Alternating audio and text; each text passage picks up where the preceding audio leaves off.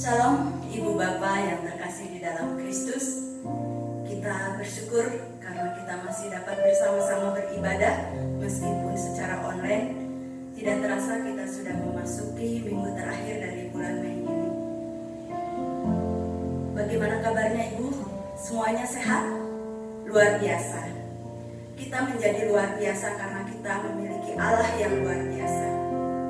Meskipun pada saat ini kita tidak dapat beribadah, tetapi Tuhan hadir di tempat, di rumah Ibu masing-masing. Karena Tuhan kita adalah Tuhan yang maha hadir. Oleh karena itu, kita setiap beribadah, kita akan mempersiapkan diri kita. Karena Allah yang kita sembah adalah Allah yang kudus. Kita akan berdoa, kita akan bersaat teduh sejenak untuk mempersiapkan hati kita masing-masing untuk datang kepada Tuhan, untuk hadir di dalam kekudusan-Nya. Kita akan menaikkan pujian, kudus, kuduslah Tuhan, karena Tuhan yang kita sembah adalah Tuhan yang kudus.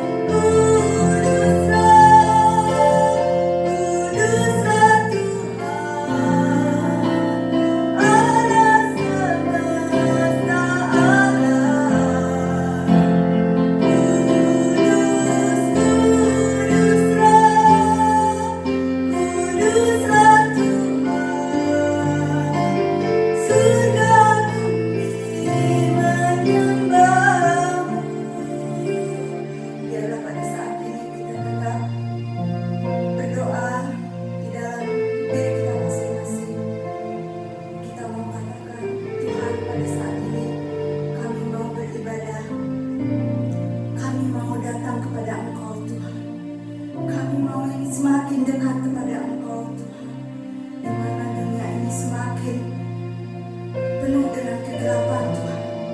Dunia ini semakin menuju kepada akhir Tuhan. Biarlah kami mau tetap ada di dalam Engkau Tuhan. Kami mau menjadi seperti wanita yang bijak ya Bapa. Pada saat Engkau datang kami siap untuk menyambut Engkau Tuhan.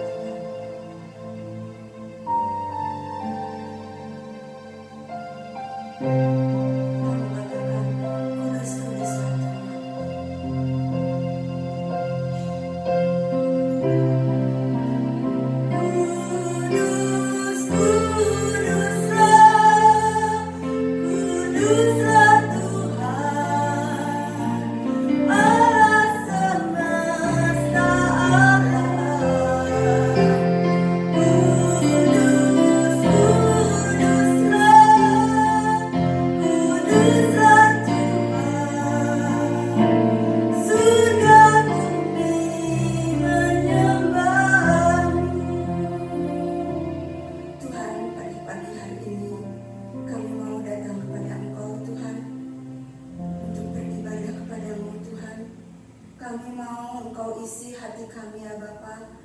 mendengarkan firman-Mu Tuhan.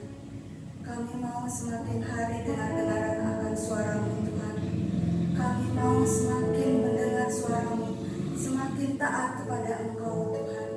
Biar kami tidak terjatuh ke dalam segala pencobaan yang dunia ini Tuhan tawarkan.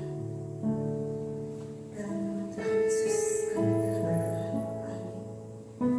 Baiklah, kita akan mempersiapkan hati kita untuk mendengarkan firman Tuhan yang akan disampaikan oleh Bapak Supri. Kita mau membuka hati kita untuk Tuhan jamah.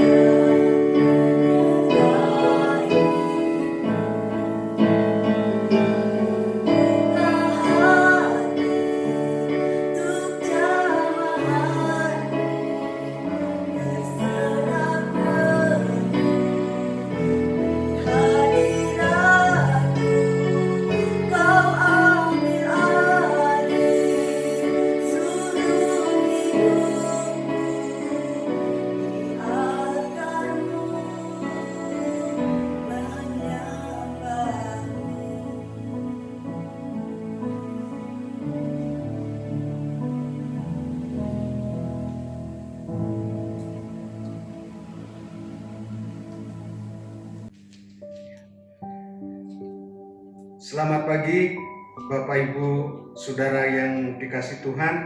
Selamat berjumpa kembali dengan ibadah Gereja Baptis Maleber dengan suasana online.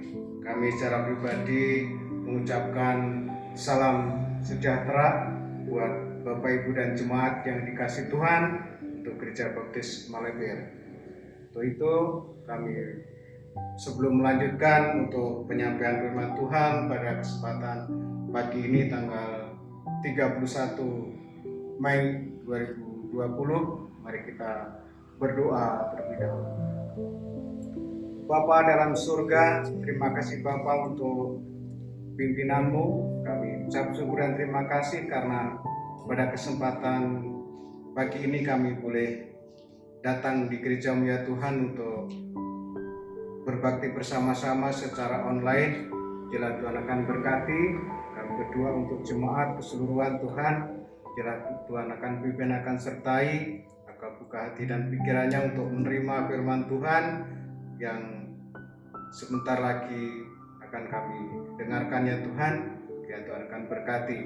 Berkati kami yang menyampaikan Tuhan. Hanya dalam nama Tuhan kami Yesus kami sampaikan doa dan ucapan syukur.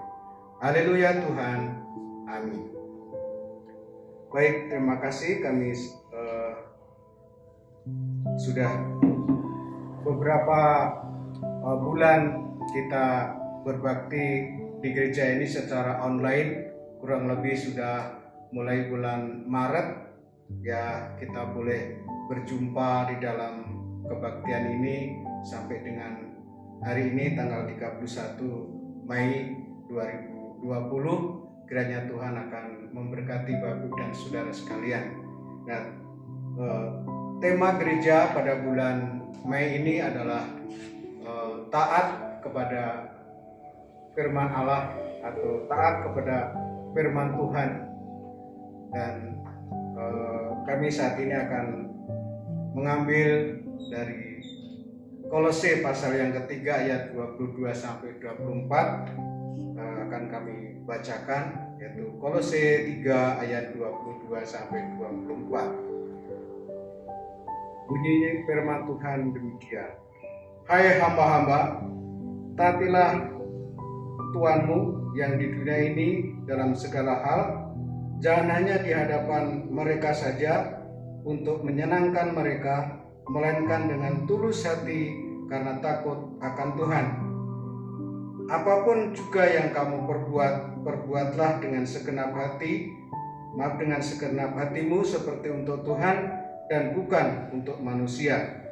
Kamu tahu bahwa dari Tuhanlah kamu akan menerima bagian yang ditentukan bagimu sebagai upah.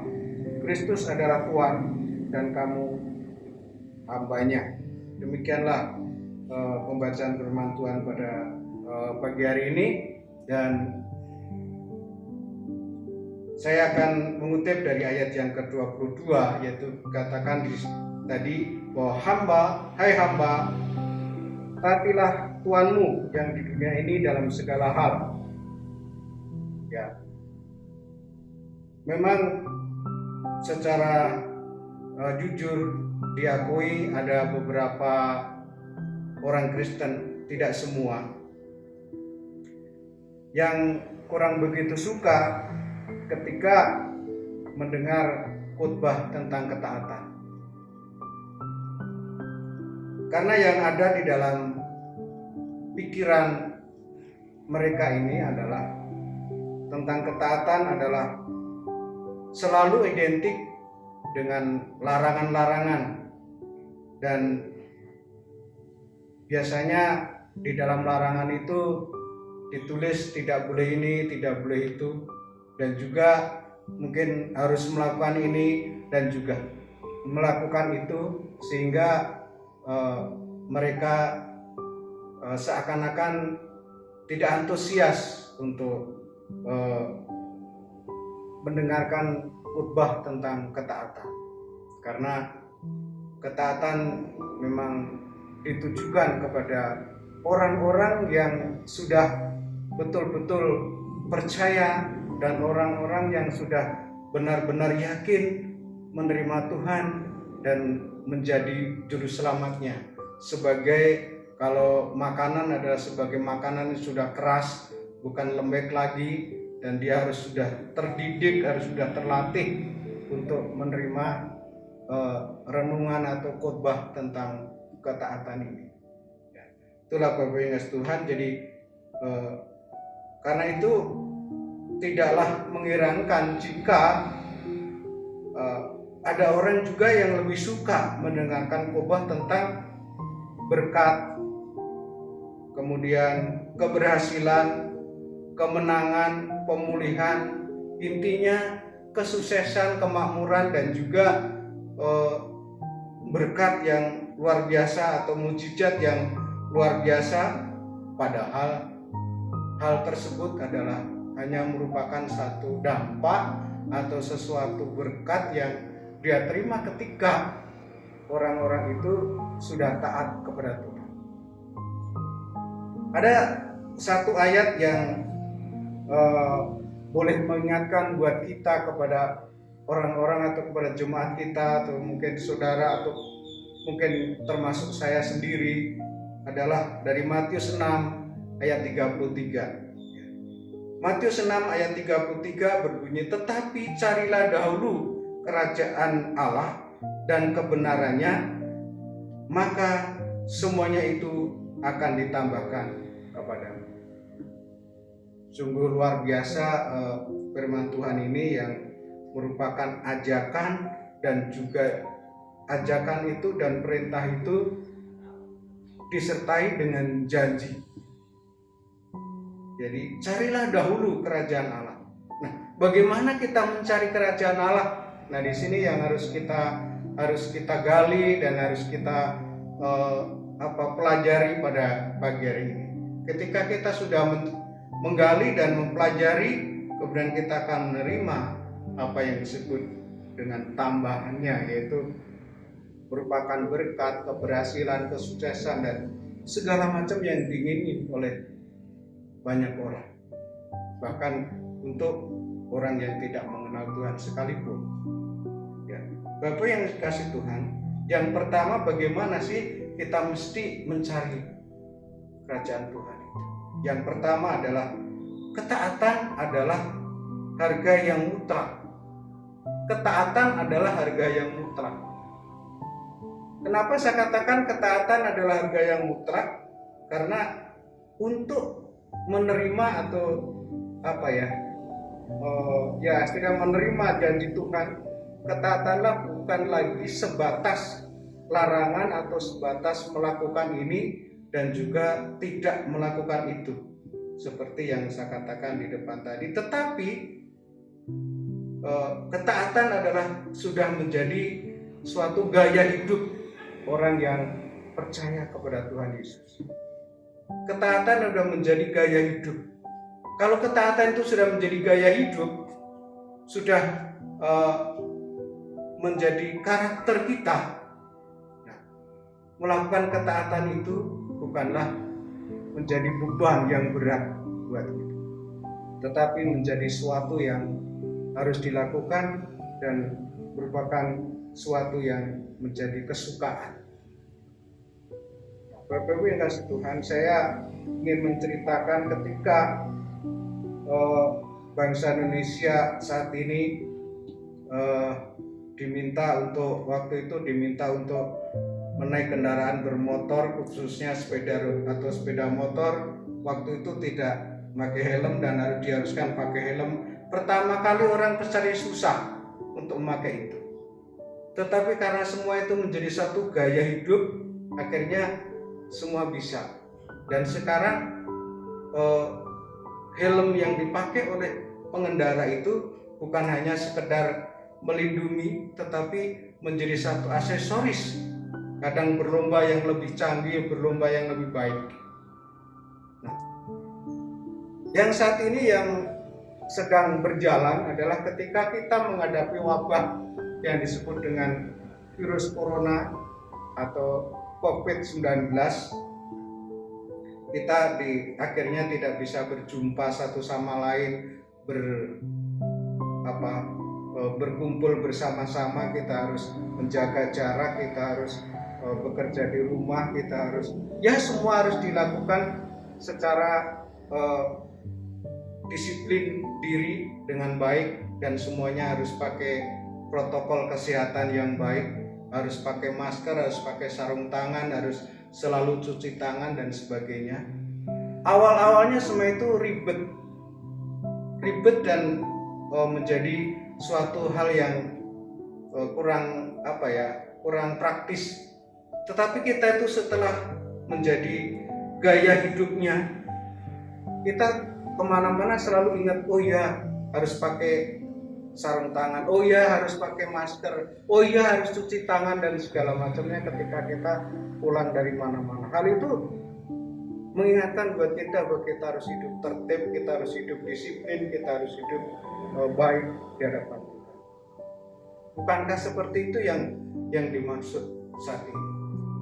Dan sebentar lagi pemerintah akan memberlakukan yang disebut dengan new normal, dan new normal akan diberlakukan dan semua harus melakukan itu dengan baik. Kalau tidak, percuma selama ini kita berlaku disiplin, percuma selama ini kita melakukan dengan protokol kesehatan, tetapi kalau selanjutnya tidak ditindaklanjuti dan akhirnya nanti menjadi barang yang tidak berguna. Tetapi kalau kita sudah melakukan dengan baik, akan menjadi gaya hidup yang baik pula di hadapan Tuhan. Kalau di dalam Injil itu ada Yohanes yang mengutip perkataan Tuhan Yesus pada waktu itu yang terdapat di dalam Yohanes 4 ayat 34 berbunyi demikian. Makananku ialah melakukan kehendak Dia yang mengutus aku dan menyelesaikan pekerjaannya. Yohanes 4 ayat 34 yaitu makananku adalah melakukan kehendak Dia. Jadi kehendak Dia adalah kehendak Tuhan atau ketaatan dari Tuhan yang harus dilakukan terus menerus menjadi satu karakter, satu pribadi, satu gaya hidup yang luar biasa yang dijalankan oleh Tuhan Yesus sampai Dia harus dikorbankan di kayu salib dan menebus banyak dosa. Itu Bapak yang kasih Tuhan, dan semuanya itu boleh kita menjadi satu pedoman buat kehidupan kita, menjadi patron dalam kehidupan kita. Juga dalam pemazmur Daud yang kita ambil dari Mazmur 1 ayat 1 sampai 3, kita akan baca Mazmur 1 ayat 1 sampai 3 yang berbunyi demikian. Berbahagialah orang yang tidak berjalan menurut nasihat orang fasik, yang tidak berdiri di jalan orang berdosa, dan yang tidak duduk dalam kumpulan pencemooh, tetapi yang kesukaannya ialah Taurat Tuhan, dan yang merenungkan Taurat itu siang dan malam. Ia seperti pohon yang ditanam di tepi aliran air, yang menghasilkan buahnya pada musimnya, dan yang tidak layu daunnya.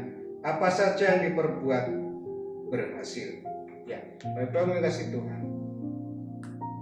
Begitulah kalau orang sudah menjadi satu gaya hidup taat kepada Tuhan, adalah seperti orang yang hidup atau seperti pohon yang hidup di tepi aliran air, yang tidak berhenti untuk menghasilkan buah. Selalu menghasilkan buah, selalu menghasilkan buah. Begitu luar biasa Tuhan itu baik ketika kita mentaati firman Tuhan. Yang kedua adalah taat adalah bentuk rasa syukur kepada Tuhan. Bentuk rasa syukur. Jadi ketaatan adalah bentuk rasa syukur. Ada satu uraian bahwa ada satu istilah dalam bahasa Indonesia yang bagaimana untuk menjelaskan atau pengertian tentang ketaatan adalah bentuk ucapan syukur, yaitu adalah kata terima kasih. Sebetulnya kita sudah tidak jarang lagi dengan kata terima kasih.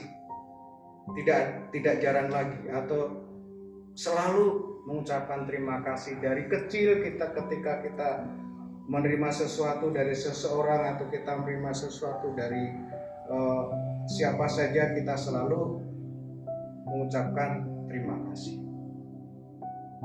Bagaimana rasa terima kasih itu ketika kita taat kepada Tuhan?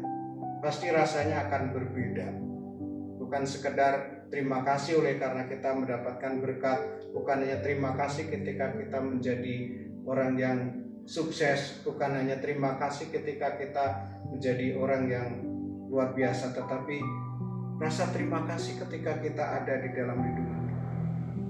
Terima kasih ketika kita ini ada dalam perhatian Tuhan. Terima kasih ketika kita ini ada pemeliharaan Tuhan. Jadi berkat yang kita terima bukan saja sesuatu benda yang berharga atau bukan merupakan sesuatu yang bernilai tinggi, tetapi adalah merupakan kasih Tuhan atau merupakan perhatian Tuhan atau juga merupakan pemeliharaan Tuhan, penjagaan Tuhan. Ya. Bapak yang kasih Tuhan, kalau boleh kita berterima kasih saat ini ketika kita di negara Indonesia ini khususnya sudah kena atau kena wabah virus corona ini dari awal bulan Maret sampai dengan akhir bulan Mei ini, bagaimana kita tidak bersyukur karena Tuhan ternyata masih tetap melindungi kita. Tuhan tetap menjaga kita. Tuhan tetap mengasihi kita dengan kasih-Nya, dengan kuasa-Nya, dengan kuat kuasa-Nya, sehingga kita boleh ada dalam lindungan Tuhan. Apakah itu bukan suatu bentuk terima kasih? Apakah itu hanya merupakan, oh iya karena saya begini, karena kita begitu jadi kita sehat? Itu bukan suatu jawaban atau suatu kebetulan, tapi oleh karena Tuhan memang menjaga kita, Tuhan memang mengasihi kita, Tuhan memang memelihara kita. Nah, itu adalah bentuk kasih yang atau bentuk taatan kita yang diberikan kepada Tuhan. Nah, ada satu ayat firman Tuhan yang disampaikan oleh Rasul Paulus ketika Rasul Paulus menulis surat yang pertama, yaitu kepada jemaat di Korintus, yaitu 1 Korintus 1 ayat yang keempat. Rasul Paulus mengingatkan kepada kita, yaitu dia mengatakan demikian, aku senantiasa mengucap syukur kepada Allahku karena kamu atas kasih karunia Allah yang dianugerahkannya kepadamu dalam Kristus Yesus. Kalau Rasul Paulus pun mengingatkan kita untuk bersyukur, nah, bagaimana kita? Kita tetap harus bersyukur oleh karena perlindungan Tuhan, oleh karena kasih Tuhan. Kita taat untuk melakukan itu. Yang ketiga, Bapak Ibu, ketaatan membawa kita semakin dekat dengan Tuhan. Ketaatan membawa kita semakin dekat dengan Tuhan. Nah, ketaatan yang bagaimana sih yang bisa membawa kita dekat dengan Tuhan? Bapak Ibu bayangkan, mungkin ada seorang anak yang mengaku mengasihi ayahnya, tetapi dia tidak taat kepada ayahnya. Artinya tidak taat itu tidak nurut, tidak mau diperintah. Sang ayah masih tetap dia mengasihi dia. Sang ayah masih tetap mengakui bahwa itu anaknya. Tetapi bagaimana hubungannya kalau sang anak itu terus-menerus tidak mengakui atau tidak mau mentaati ayahnya? Pasti hubungannya semakin lama semakin jauh. Nah, demikian juga Bapak Ibu yang kasih Tuhan. Bapa yang di surga, ia begitu rindu memiliki hubungan yang dekat dengan kita, sehingga ia rela mengorbankan anaknya yang tunggal di kayu salib agar hubungan Bapa di surga dengan kita dipulihkan dan menjadi semakin dekat. Tidak ada Allah yang lain yang dikatakan oleh kita Bapa. Kenapa disebutkan Bapa? Oleh karena memang hubungan antara Tuhan dan kita adalah dekat. Jadi bisa disebutkan Bapa. Itu salah satu ketaatan karena kita melakukan ketaatan Tuhan. Jadi kita bisa sedekat itu. Melalui doa kita, melalui pengajaran kita, baca firman Tuhan tiap hari, mengetahui perintah-perintah Tuhan, mengetahui larangan-larangan Tuhan, sehingga kita tidak jemu-jemunya untuk terus-menerus menggali firman Tuhan, sehingga kita tahu dan taat kepada Dia. Kalau di dalam Kisah Para Rasul ditemukan di sana, yaitu dalam Kisah Para Rasul 4 ayat yang ke-12, kita akan mengingat bersama-sama, yaitu dan keselamatan tidak ada di dalam siapapun juga selain di dalam Dia, sebab di kolong langit ini tidak ada nama lain yang diberikan kepada manusia yang olehnya kita dapat diselamatkan. Jadi intinya adalah di dalam kolong langit ini tidak ada nama lain kecuali Yesus yang olehnya kita diselamatkan. apakah Tuhan kurang meyakinkan buat kita? Ataukah kita justru yang kurang yakin bahwa Tuhan memberikan janji yang begitu luar biasa ketika firman Tuhan dinyatakan buat kita. Dan keselamatan tidak ada di dalam siapapun juga selain di dalam Dia, sebab di kolong langit ini tidak ada nama lain yang diberikan kepada manusia yang olehnya kita dapat diselamatkan. Dia di sini kita bisa menerjemahkan adalah Tuhan Yesus Kristus yang rela menebus dosa kita, yang rela menyerahkan tubuhnya, nyawanya disalib di kayu salib dan menjadi juru selamat buat kita. Itu Bapak Ibu yang dikasih Tuhan, ketaatan yang bisa mendekatkan kita kepada Tuhan. Tinggal pertanyaannya adalah mau nggak atau tidak mau kita didekatkan dengan Tuhan. Ketika kita sudah menerima firman Tuhan itu, pastinya kita semua adalah setuju harus mau dan dikuatkan dan dikuatkan. Yang terakhir Bapak Ibu yang dikasih Tuhan adalah keselamatan yang kita terima membawa kita pada suatu tujuan. Jadi keselamatan yang sudah kita terima adalah membawa kita pada suatu tujuan, yaitu menjadi serupa dan segambar dengan Kristus. Untuk mencapai tujuan kita harus terus-menerus dikuduskan, terus-menerus taat, terus-menerus belajar. Jadi tidak berhenti sampai di situ. Dan untuk taat, untuk belajar, untuk kudus dan segala macamnya, kita memang tidak bisa bekerja sendiri. Kita tidak bisa bekerja sendiri dengan kemampuan sendiri dan kekuatan sendiri, tetapi kita harus bersama dengan Roh Kudus yang bisa bekerja bersama atau bersama kita. Ayat firman Tuhan yang terakhir yang boleh menjadi satu perenungan buat kita, yaitu ketaatan dapat kita lakukan bukan karena kekuatan kita sendiri, melainkan oleh Roh Kudus yang ada dalam hidup kita, yang memberikan kemampuan untuk melakukan semuanya itu.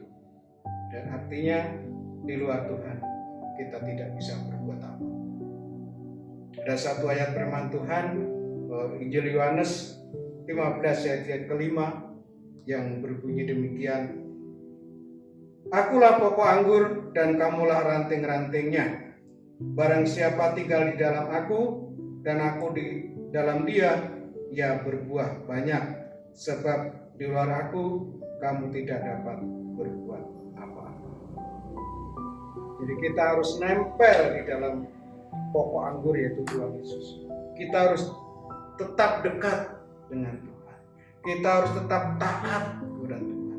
Ketika kita lepas dari pokok anggur itu, kita tidak bisa berbuat apa dan tidak menghasilkan apa-apa. Tetapi ketika kita nempel, kita ada dalam pokok anggur itu, kita melakukan ketaatan bersama dengan Roh Kudus yang membimbing kita, kita boleh menjadi orang yang berbuah banyak, seperti pohon yang ditanam di tepi aliran air, yang selalu menghasilkan buah di musimnya. Luar biasa Bapak Ibu yang dikasih Tuhan. Mari kita taat kepada Tuhan. Mari kita selalu berdengar-dengaran dengan Tuhan. Mari kita selalu nempel di dalam pokok anggur yang luar biasa ini, sehingga kita boleh berbuah banyak. Amin. Mari kita berdoa. Terima kasih Tuhan untuk firman Tuhan pada kesempatan pagi ini. Biarlah Tuhan akan berkati kita semua. Tuhan akan berkati para pendengar semua, sehingga firman Tuhan ini dapat tertanam dalam kehidupan dan menjadi satu gaya hidup mereka ya Tuhan. Terima kasih Tuhan. Hanya di dalam nama Tuhan kami Yesus kami sampaikan doa dan ucapan syukur. Haleluya Tuhan. Amin. Terima kasih Pak Supri yang telah menyampaikan firman Tuhan pada pagi hari ini. Biarlah firman Tuhan ini menjadi berkat bagi kita semua yang mendengarkannya. Kita akan mengakhiri ibadah pada pagi hari ini dengan kita menaikkan pujian Kau Sangat Kucinta.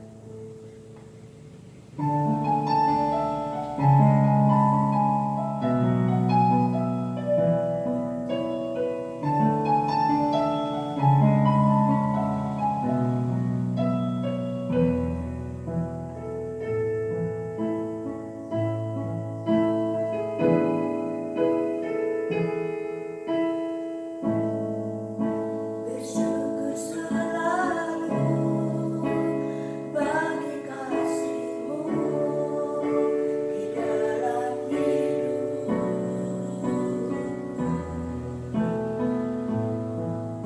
Tak akan ku ragu atas rencana-Mu untuk masa depanku. Sebagai Bapa yang baik, takkan pernah Kau melupakanku. Sebagai Bapa yang sangat baik, takkan pernah Kau meninggalkanku. Kami berani dan bersuka karena-Mu, oh Yesusku, dan ku kan minum air-Mu sebagai dosa rindu selalu menghidup dalam-Mu dan hidup-Mu di dalamku, oh Yesus. Kau sangat kucinta.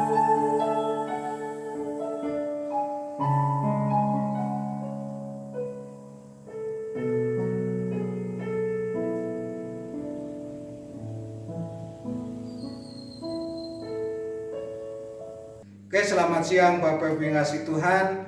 Ibadah online pagi hari ini telah selesai dan saat ini kita akan masuk dalam pengumuman, dan besok minggu depan tanggal 7 kita masih ibadah online, dan kita tetap untuk mendukung ibadah ini. Dan jangan lupa ada beberapa pokok doa yang nantinya ada di dalam buletin. Kita terus mendoakan, terutama kita terus berdoa untuk bangsa dan negara kami, yaitu tentang wabah corona atau COVID-19 yang masih terus melanda negara kita ini. Biarlah semakin Tuhan akan memberikan kekuatan buat kita, dan Tuhan akan mengangkat dari bumi ini sehingga selesailah COVID ini dan kita boleh berjumpa dan kita juga boleh bersukacita. Terima kasih, selamat siang, Tuhan memberkati.